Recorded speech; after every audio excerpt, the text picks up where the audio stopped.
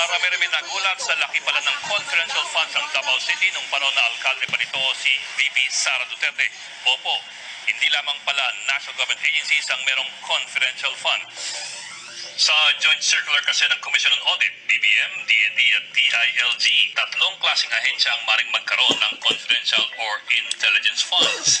Nariyan siyempre ang mga national government agencies, gaya po ng AFP at ng DND, PNP, Office of the President at pati Office of the Vice President.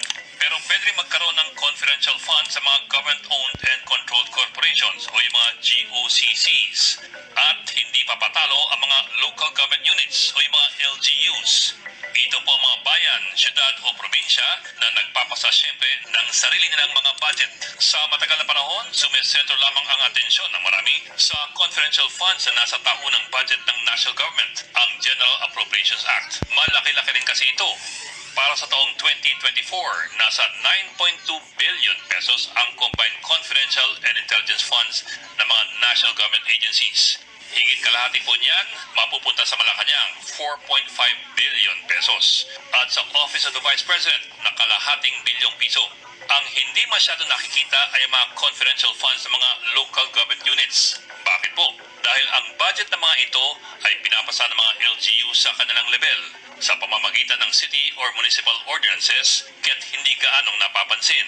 Ilan sa higit 1,700 LGUs ang merong confidential funds? Mahirap pong sabihin. Pero sa tansya lamang ni Senate President Miguel Zubiri, maring siyam sa bawat 10 LGU ay meron ng confidential funds. Para po malinaw, hindi naman po ito bawal, pero maaaring kailangan ding mas bigyan ng pansin. Halimbawa, Agosto 2021, pinanigan ng Korte Suprema ang Notice of Disallowance ng Commission on Audit sa paggamit ni dating Sarangani Governor Miguel Dominguez ng higit 4 na milyong piso na confidential funds ng probinsya noong taong 2011.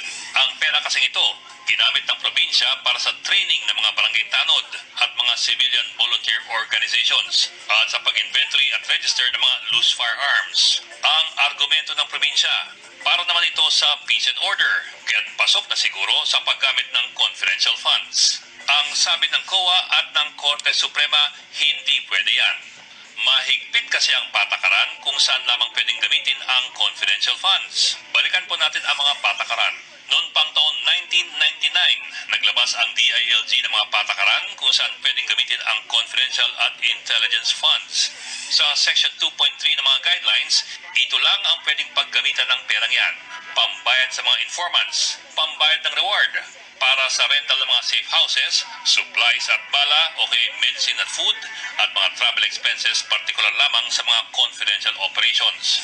Inulit lamang yan sa joint circular na pinirmahan ng COA, DBM, DILG at DND noong taong 2015. Ito pang malinaw, hindi pwedeng gamitin ang perang yan para sa mga sweldo or overtime o dagdag benepisyo o para sa consultancy or entertainment. Sa madaling salita, malinaw sa mga patakarang ito na napakaiksi lamang talaga ng listahan na maaaring paggastusan ng confidential funds. At karamihan dito para lamang sa pagbili ng impormasyon, pagbayad ng reward at pag-maintain ng mga safe houses.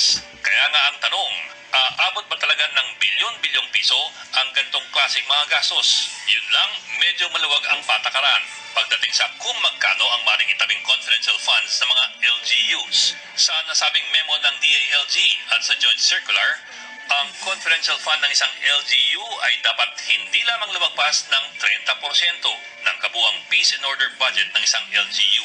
O di kaya, hindi ito pwedeng lumagpas ng 3% ng total budget ng nasabing LGU sa taong yun.